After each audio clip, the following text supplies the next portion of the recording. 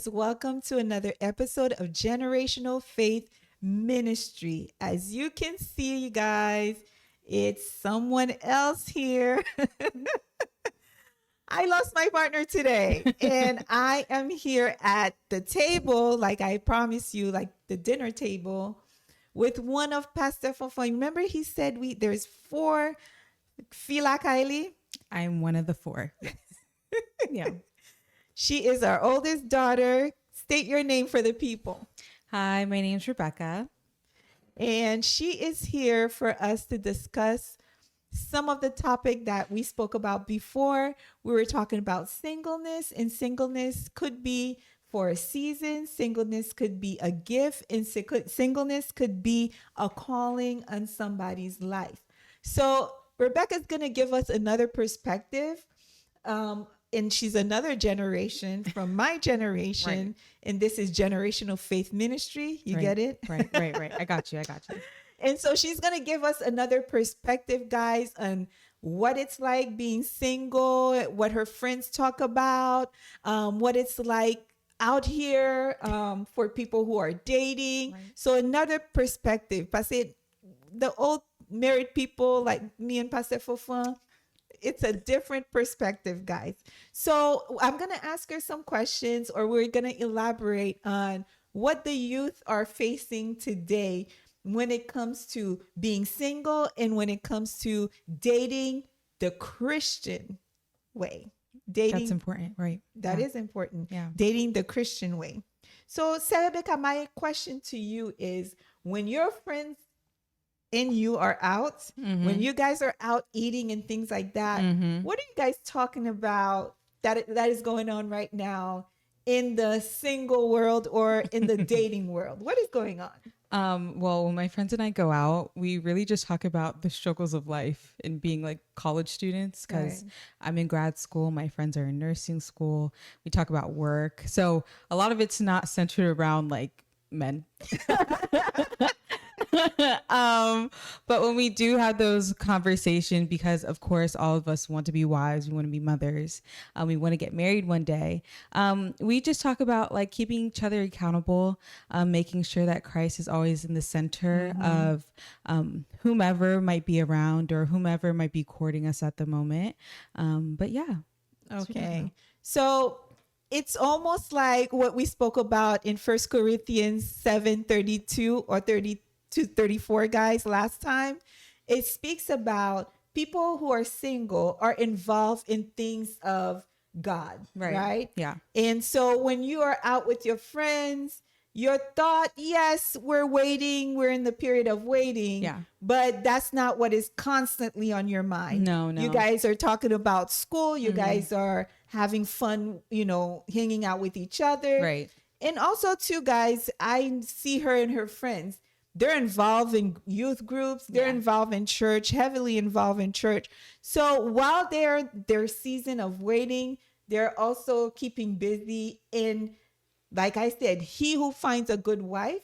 So you're making sure you're getting that education. You're making sure you're doing things so that whoever's coming in the future, God willing, he's also being prepared to be a good husband, but he will find a good wife as well. Right. And I like something that you said. And I was reading a book too about like singleness, single dating, marriage, engaged. One of the main topics was, how do you use your singleness? How exactly is it a gift? Because you hear that all the time. People are like, oh my goodness, you're single. That's such a blessing. That's such a blessing. It's like, no, girl, I'm trying to get married. But that gift part that they're talking about, a lot of the times, like, we don't understand that it really is, you're able to do what God calls you to do more easily. You're not worried about a husband. You're not worried about children. That is that gift part about being single. I mean, yes, I might have to tell my parents, like, hey, I'm going out, but it's not like I'm going to a man and be like, hey, I'm trying to go out with my friends right now. Is that cool? Like, I don't have to do some of the things that my married friends have to do. And that's like obviously communicating with their partner. If there is a late night, it's me just coming home late. But for someone else, it's like, no, there's an accountability or responsibility that they have that I don't have. So yeah. First Corinthians. I mean, that's that gift part that I would hone on. You're able to pick up whenever and go on a mission trip. You can't do that when you're, married. I mean, obviously you can with your spouse if that's Right. feasible, Right. but Right. for me, it's more accessible, more easier. Like, I'm going through a grad application.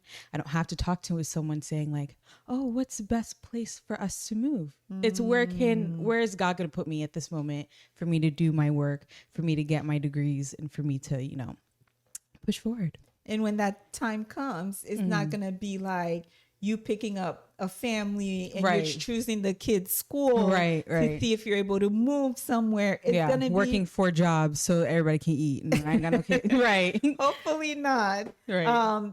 But it's going to be like you pick yourself up, and obviously wherever you go, God is already. Yeah, right. So it's just picking yourself up, picking up, just your books and Yeah. just leaving. Right. And you don't have to worry about children finding schools or finding anything, your husband finding job. Right. When you're single, you are more You have a little more leeway. Right. yeah. Right. And which is what First Corinthians 7 spoke about too.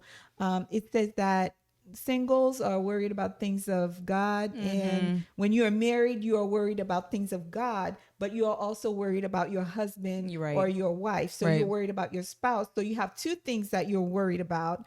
But when you're single, it's just you and God, Right. and so it's easier for you to do certain things. My question to you, Sister Rebecca, Yeah. is when you guys are out there, like your friends or your friends that are single, what are some of the criteria or standard that you guys are looking for a potential person you want to date or for a potential partner? Okay, well, I'm not saying it's a lot, but one of the main ones and the most important one, obviously, is that he has a relationship with Jesus Christ. Not that he just says he knows God, because everybody knows God. Satan knows God. Okay, Satan knows God exists. Everybody know God exists. We get that. Right. But really, what's important is like, does he have a relationship with God? Is he a man that prays? Because just like in the Bible, just like Isaac to Rebecca, I need a man who's going to lay his hands and pray for me. Because your name's Rebecca. Because my name's Rebecca. Right. Because my name's Rebecca too. And a really key factor that me and my friends have with one another, if someone is wanting to like court us or talk to us, is really just keeping each other accountable on, we said we're going to have this standard. I'm going to help you follow through with that, because sometimes, you can get lovesick. You can get, you be like, oh, he cute, he fine. So, But so, I like that and I respect that you have other people to keep you accountable. Right. So you don't just go with your lust, or you Right. just go with your eyes or Right. the way you're feeling. because some of them are very good looking, and you have to pump the brakes and have your friends I need them. You guys see this and to have your her friends, mother. To have her your mother. people. Oh yes, oh yes, oh Guys, help me, okay? So it's very important, and I like Right, that right. you guys keep each other accountable, Yeah. grounded. that's to what know community that is for. Yeah, there's criteria and there's standard. yeah. My other question to you: how do you make sure that whoever's courting you is, like you say, he needs to be a man of God? Right. Is education something that you and your friends look for? So education to me, I did say in the beginning that I'm getting a graduate degree. It is very important to me. In your friends, what about? And my friends too. Yes, yes. We all would like someone who has an education, someone who at the end of the day can fall back on a degree. So even if like something were to happen with the economy, it's someone who would be able to go back out and get a job at any given moment, because they do have a backing and basically a certificate saying like, I know things, like I have an education, and I can do whatever is required because I'm resilient. To me too, like I feel like growing up in this house with obviously you guys know my parents have master's degrees, and my parents are very educated, and I do love the way that they emulate their marriage. And so for me, it is important to have a man that could have the same level of education, or at least have a sense of education. Okay. Right. How about do you guys look at someone and trying to determine if they will be a good father to children or how they treat their families. I mean, or do you guys look with your eyes? So I feel like the Christ, having Christ as a center and having like Jesus as your Lord and Savior, the rest is a caveat.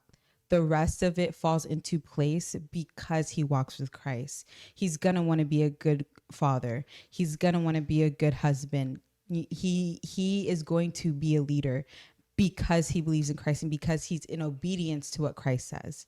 So we really, really do look for all the other things and all of the other attributes and characteristics of a person. But being that first and foremost, that relationship with Christ, the rest of it is going to fall into place. Praise the Lord, guys. You have taught me well. Yes. Okay. Yes. So praise God. Yes. It's stuck. Like all the things over the years that's been spoken. The prayers at 2 a.m. in the morning with the oil. Yes. Yes. Yes. Praise God. Listen, don't get discouraged. Keep on keeping on, guys. When you drop the bread on the water, the Bible says, it will come back. It will not come back void, the word. It does say too, like when you raise your child in the faith, no matter if they leave or if they go, they will come back. They will come back. It will not come back void. Right. So some advice that I would have for a single person. Yes. Tell me, mommy, advice. Because I was once single myself, although I was young single. Right. But I was once single, and a lot of the things that you were saying, I was also saying to myself. Yeah. Like, first and foremost, the person needed to really be a person who is embedded in Christ. Yeah. That was the foundation of everything. Like, same morals, same biblical faith. That was one thing that I look for.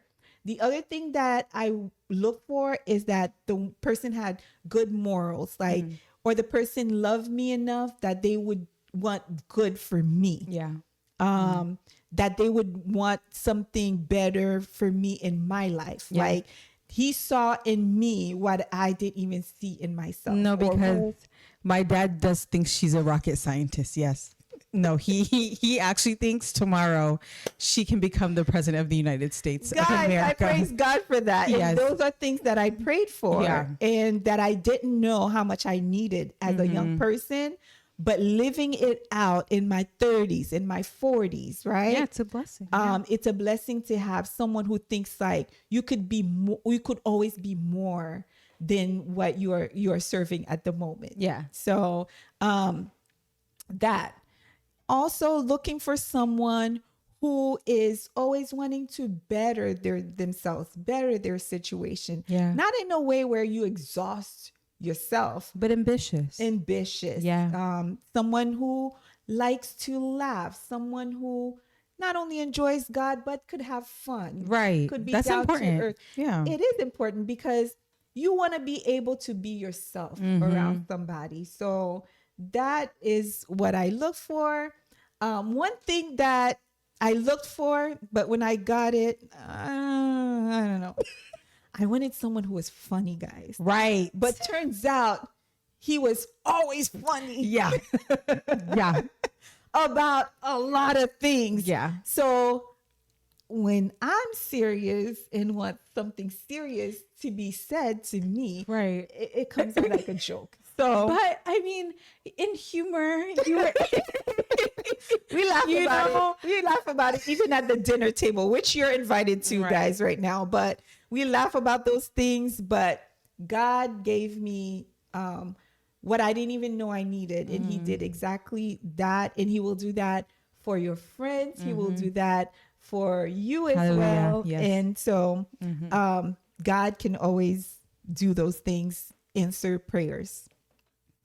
So what are some of the boundaries that you guys put around when you guys are dating, or, you know, if somebody's courting you? What are some boundaries that you guys put to be safe and to not just fall into temptations? being able to speak about it with your community. People need to know. When it's in secret, that is the easiest way for you to stumble. So first and foremost, let your friends know. You know, people that you actually trust that will keep you accountable. Another boundary that I would say I have with men is intentionality. So you can say you're a man of God, you can say that you like me, but if you're texting me every other week, How interesting are you? How right. interested are you really? And not only that, like, okay, if we get married, you gonna only talk to me every other week. You're giving me caveats. You're letting me see. That's what dating is. It's almost like a preview of who I'm going to be, who I want to be for you. And, you know, so those boundaries are important. Having boundaries are important.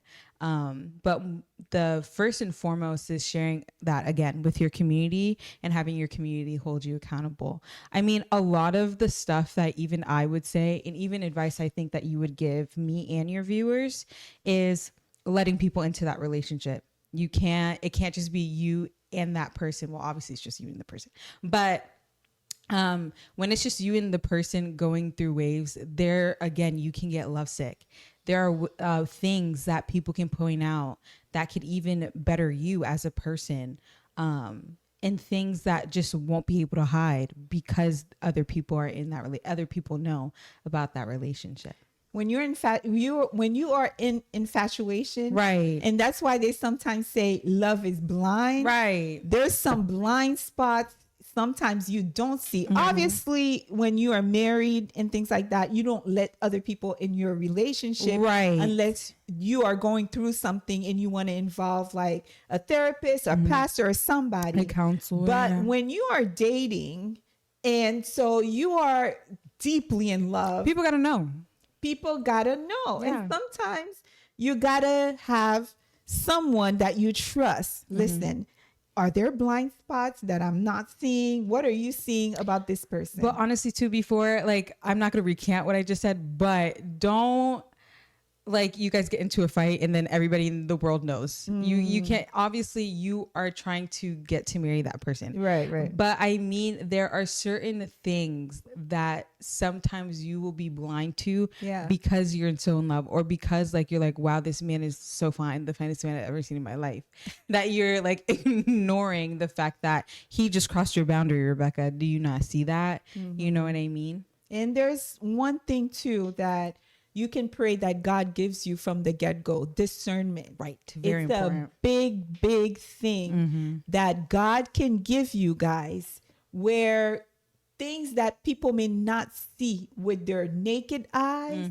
that you feel when you have God's discernment, you feel in yourself that God is telling you to do and not do, and what God is showing you about that other person. Right. Don't ever disregard the discernment that God has given you.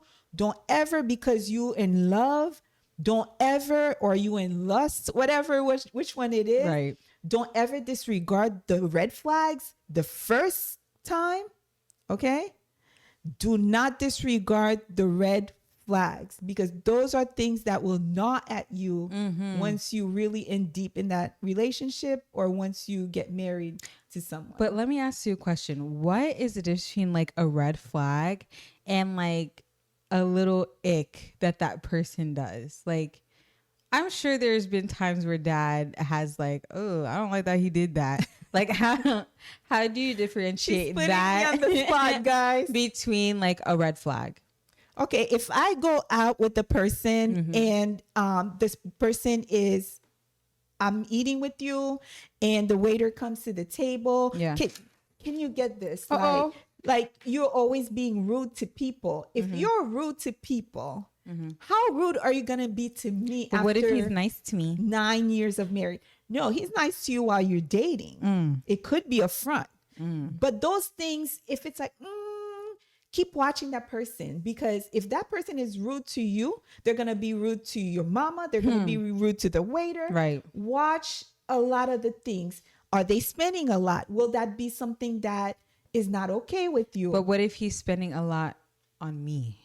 Well, that could be different, that he's so in love that he's Right. spending a lot on you. Right. But every time you go out, he wants a pair of shoes. Will that person be a good like breadwinner that keeps the Financial partner. financial partner? Yeah. Those kind of things.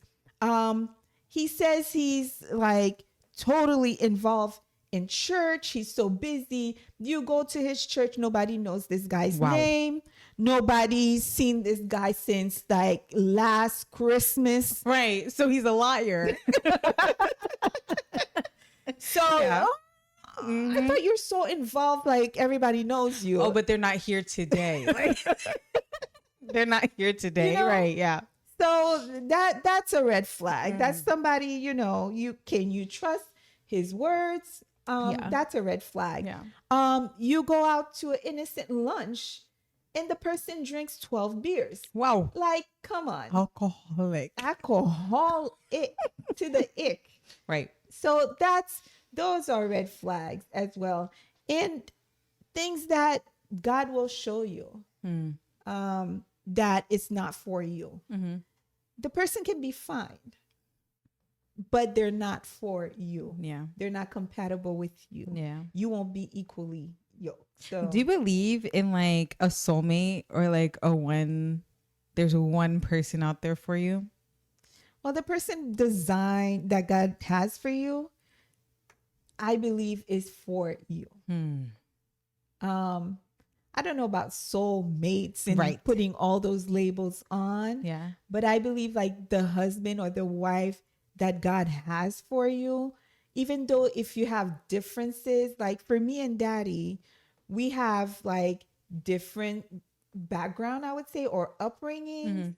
But God was able to mesh that for us. Like, I'm more Americanized, I would say, and we had to make it work. He's more traditional, where I could be wherever and do whatever. Yeah. And so God had to work that and mesh that for us.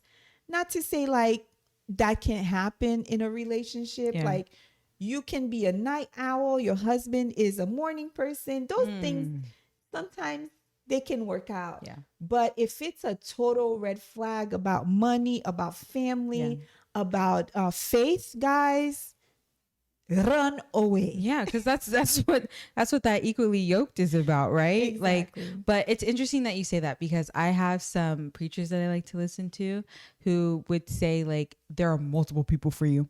And I'm like, oh, that's kind of scary. It's like as long as they believe in Christ. But I would also add on, if you guys have shared interest, right? Like, you're not going to be talking about Christ all the time. There will be like, do you like to go on hikes? I like to go on hikes. My mom doesn't like to go on hikes. You know what I mean?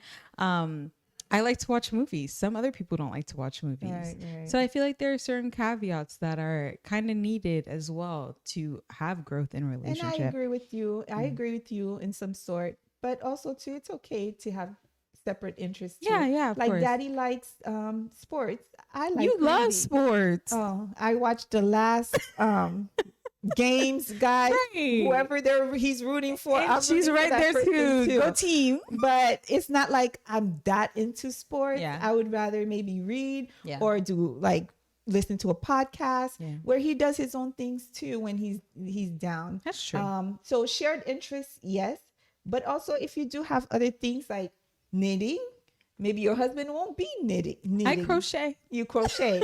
Maybe your husband won't crochet. Right. But he'll have something else that, he'll be interested in. So Yeah, that's it's something that has to be worked out together. So those are things that God has the plan for. Right. So being single is a blessing. Being married is a blessing. It is. Guys, I wanted to bring to you another perspective of what it's like to have single friends, what is the dating world is out there is like. And I bought one of the 4 of Passé Fonfon's young women in this house. He's the king, he always calls himself. Oh. Another perspective so that you could have an idea what the young people out there are facing and what they're thinking about when they go out to dinner, guys. Dinner, we do go out to dinner, but the dating scene, I fear is a little. It needs Jesus. It needs revival. It needs a renovation. Dare I say? I feel now a lot of people just rely on dating apps, which I'm not necessarily saying it's wrong, but you watch the old school movies and you're like, I want that. I want someone to, run up and be like, oh my goodness, you're the most beautiful girl I've ever seen in my life. And I'm like, oh my goodness, thank you. Crazy, But, guys. I mean, at the end of the day, Christ and God prevails. So even if it is through a dating app, even if it is, someone coming up to you on the street, if God wants his people to continue, it'll happen. God is Exactly. sovereign. So God is sovereign. And I feel like since the pandemic, it's been hard for people to like socialize and things like that.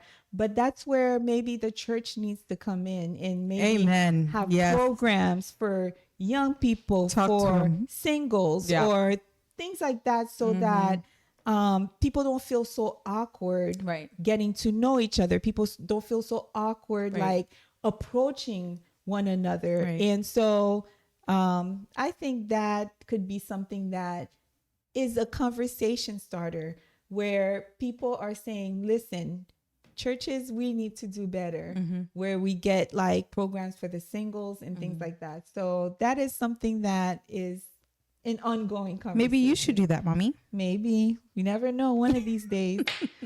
But guys, thank you for coming today and for listening to part 2 of Single in Dating the Christian Way. And always, this podcast will stand on Romans 12, verse 2.